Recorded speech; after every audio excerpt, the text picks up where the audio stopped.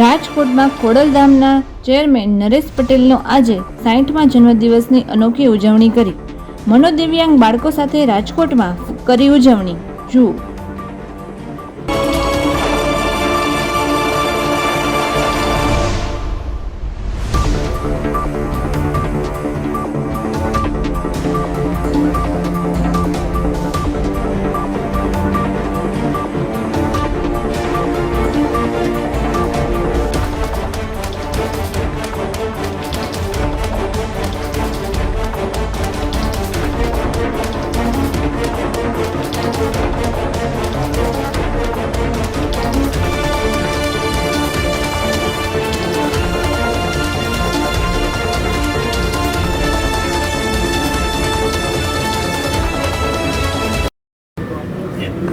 નરેશભાઈ, આજે જન્મદિવસ છે, અનોખી રીતે ઉજવવામાં આવ્યો છે, બાળકો સાથે શું કહેશું?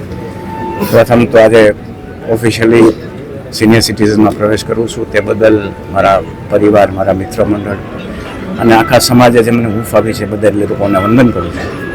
ખાસ કરીને મારા દરેક જન્મદિવસ ઉપર 25 વર્ષ ત્યાં રક્તદાનનું આયોજન થતું, પણ 25 વર્ષ પછી મિત્રોએ અને ટ્રસ્ટીઓએ વિચાર કર્યો કે આપણે હવે કંઈક નવું કરવું જોઈએ. એના માટે થઈને આ જે ભૂલકાઓ છે, દિવ્યાંગ બાળકો છે, એની વચ્ચે રહી અને એને કેમ પ્રફુલ્લિત કરવા, એની સાથે રહીને શું એને જરૂરિયાત છે એ કેમ પૂરી પાડવી એનો વિચાર કરી આખા ગુજરાતમાં આજે 80થી ગુજરાત અને ગુજરાત બહાર 80થી વધારે સંસ્થાઓમાં ટ્રસ્ટીઓ અને મારા મિત્રો દ્વારા આ કાર્યક્રમો યોજવામાં આવે છે. દિવ્યાંગ બાળકોમાં કેવો ઉત્સાહ જોવા મળે?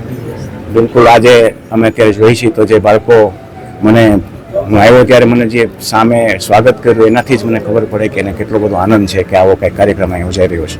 પાટીદાર સમાજ માટે જિગીશા પટેલ બની ગઈ છે, એનો પણ એક મુદ્દો ચર્ચાનો શું કહેશો? આજે આપણે જ્યારે દિવ્યાંગ બાળકોની વાત કરી, મારા જન્મદિવસની રક્તદાનની વાત કરી, તો બીજા કોઈ મેટરમાં ન પડે તો સારું. ઓકે.